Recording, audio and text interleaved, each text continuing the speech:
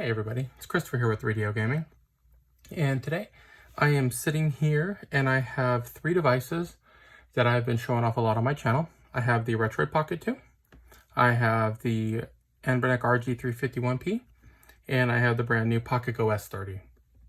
And with these three devices, I wanted to go ahead and do a little 3-on-3. I'm going to tell you three things I like about each one of these devices and three things I do not like. And I've been getting a lot of questions lately about which one do I prefer, which one do I think is the best. So I wanted to go ahead and give you just some more information on these devices, comparing them to each other, so you can make a decision on your own there. And then at the end, I'll go through and I'll talk about the one I like the best. So starting off with the Retroid Pocket 2. I'm going to start off with the things I like. The three things I like about the Retroid Pocket 2 the most: I love the build quality of this. It is a quality handheld. It feels great. It's a great size. I love the lip down here where you have your stereo speakers. It makes it easier to hold. It gives you more of a grip on there. So I absolutely love that. Secondly, Android.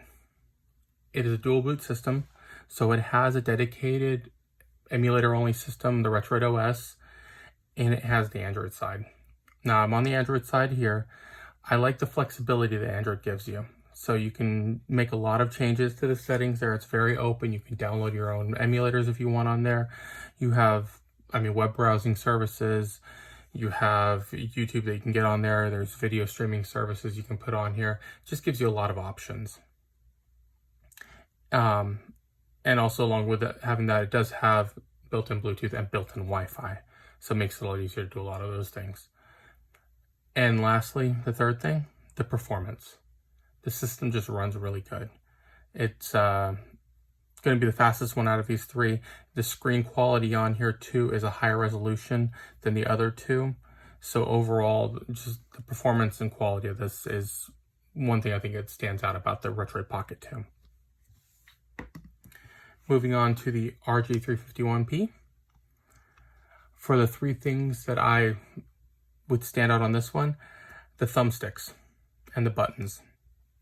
On here, they're both analog thumbsticks, and you have your L3 and R3 buttons here.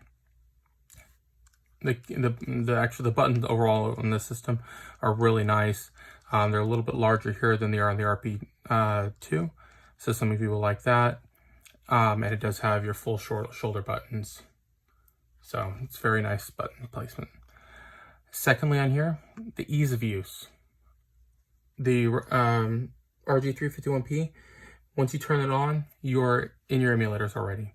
Everything's straightforward. It's right there in front of you. So it's very easy to pick up and just start playing. So someone who doesn't want to mess around with a lot of things, it makes it very straightforward for you.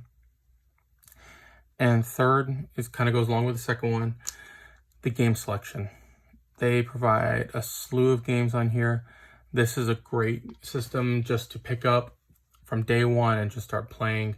You don't have to add anything, do anything. It's all right there for you already. So it's one of the great things about the RG351P. The third one here, the Pocketgo S30. This is the newest one, and I've been messing around with this month. And you've seen some videos I put up there, and I have a few more coming up. The three things that I would comment on this one: the design of it. I'm a big fan of the design and how it feels. It is mimicking the 8-bit DOE design, which I love, as well as the Super Nintendo controller design. So it just feels really well in your hand. Secondly, the micro SD card in here, it is extremely easy just to go ahead and plug it into your system and add games. Unlike the Retroid Pocket 2 is the same with this, but a lot of the Retroid systems, if you do plug it into your computer, you plug in your micro SD card, a lot of them put the OS right on the card itself, so there's no internal memory on there. The problem with that is Windows, when you connect it there, you get a whole bunch of other drives that open up, and it's easy to mess it up. With the S30, when you plug that micro SD card in, the only one that comes up is the micro SD card, so it's very easy, straightforward. You're not going to mess up the OS. All the firmware is built into the system itself. So, and the third thing on here, this can be similar to the RG351, the ease of use. on this system here, everything is right in front of you. There's not too much you can change around. I have edited a little bit on this system, but if you go into settings, there's only two settings. There's language and backlight, and that's it. So what you see is what you get. Now, some of you are going to be, that could be a downside, and I agree it can be, but this is a great introductory handheld. You're not going to have to mess around with a lot of things for someone who just wants to pick up something that's going to work and work with a lot of the older consoles. This is a great system for that. Plus, it is the cheapest one out of the three. So price-wise, this will be the least expensive. So that's your three good things that I like about each one of these systems. Now we're going to go to the flip side. We're going to be going to the three things I dislike. And I'm going to start off again with the Retroid Pocket 2. The first thing that I will comment on that I dislike is this stick here.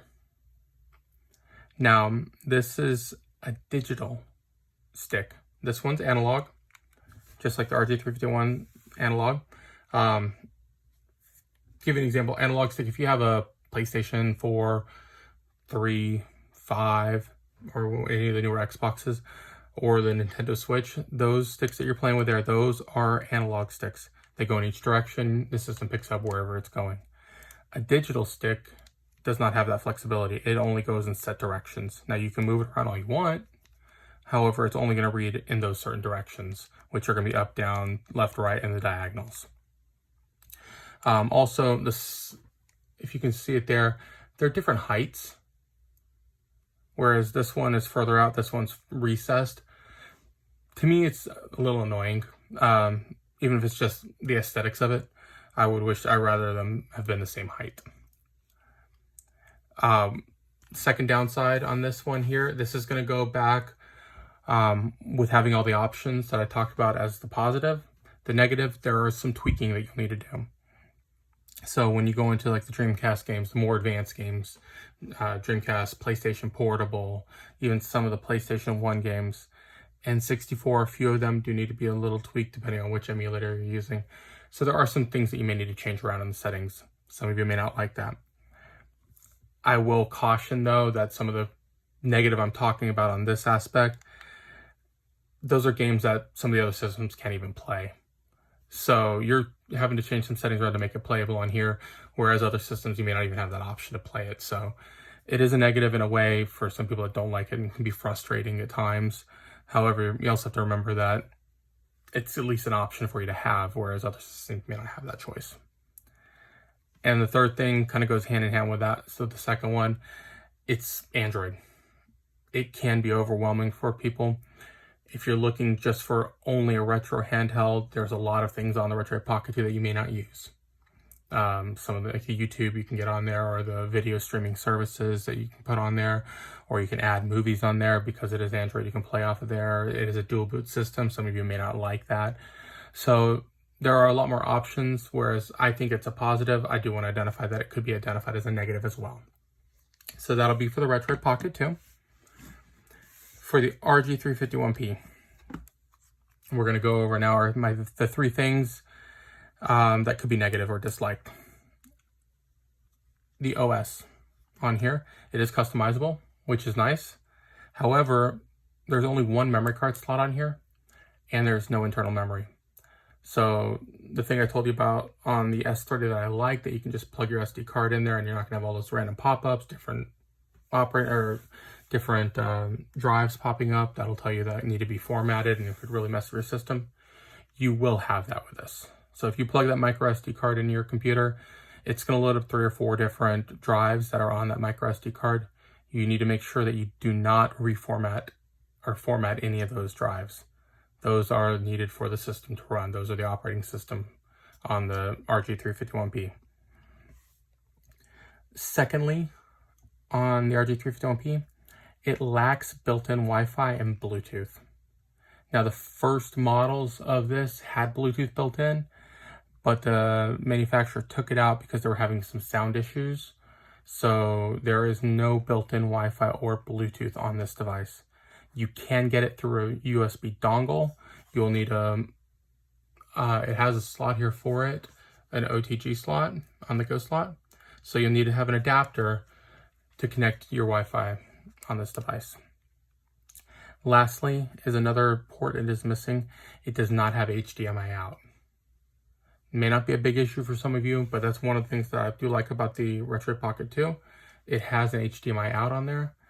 The RG351P does not have an HDMI out. Lastly, we're going to be going back over to the brand new Pocketgo S30. And the 3 things that I can comment that I would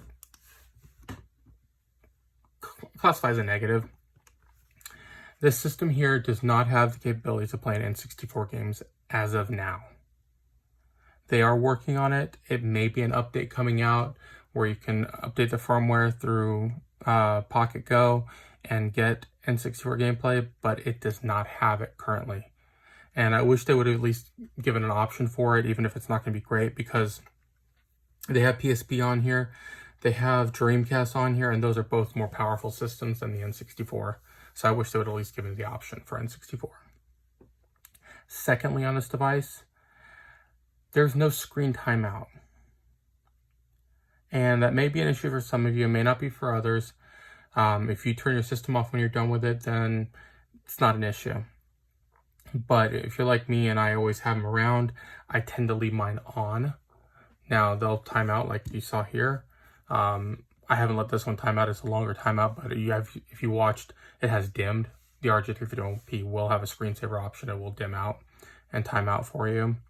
This one will keep the screen on non-stop, so you have to power this one down. And lastly, the third thing that I dislike about this system, when you power cycle the device, now, I'll give you a scenario. Say you're at home. It's late at night. You don't want the sound loud, or you want the sound off. So you turn your sound all the way down, which is easy to do because it has the volume toggle right here, up and down. So you turn it all the way down, turn it off your system. You wake up the next morning, you turn it on. The sound's back at normal. It does not save the setting where your sound is. So to me, it's not a huge issue, but it is an annoyance for me personally because I like my sound at a certain level. And if I want to turn it down low, which is where I usually keep them, I want it to stay there. With this one here, whenever you turn the device off and back on, it resets the sound to the same level it was at default. It does not allow it to stay at a lower setting. So it's not a huge issue, but it is one that I would classify as a negative for this device. So there you have it. 3 things, positive and negative, that I would comment on for these devices.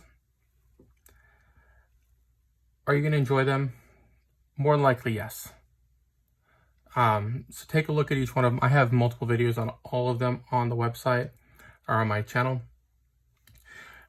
If I had to choose my favorite, I mean, if you see where I've been focused mainly on my channel, I like the Retroid Pocket 2 the best. The build quality, the features, everything that it has on there, I think it's unmatched at this price point. Now, you'd have to be if you're spending $300, $400, $600, $1,000, it's unfair to compare against those systems there because you're paying for a computer or paying for a much more advanced system. But staying around the $100, sub 150 range, I think the Retroid Pocket 2 is the best deal and the best value for your money. Now, that does not detract from the RG351. I know a lot of people like the system. I like this system. I've done a lot of videos with it there. I have a lot of fun with this system. And as I said, one of the greatest features of this one is its ease of use. It's pick up and go. And at times that is a huge, huge factor in what I even play. So there's times I'll pick this up over the the Retroid Pocket 2 just because I want to play one game and that's it. Lastly, the new one here, it's a fun system. It actually handles games pretty well. It does have the same resolution and screen quality as the RG351P. It can play Dreamcast games. I have played some that play well. There's nothing wrong with it. There is going to be a lot that it's not going to be able to play though. It is the weakest system out of the 3, but it still handles its own. And price-wise, this will be the cheapest one out of the 3. So if you're looking for an intro system, nothing too fancy, or you're not looking at Dreamcast, not looking at PSP, right now don't care about N64 games, this one here is a great system to buy for that. But I just wanted to do a quick overview for these for you there. If you have any questions, comments, concerns, anything you want to know more about, anything you want to talk about these systems, feel free to leave a comment below or find me on Twitter at 3DO Gaming. But other than that, guys, thanks for watching. I hope you have a wonderful day.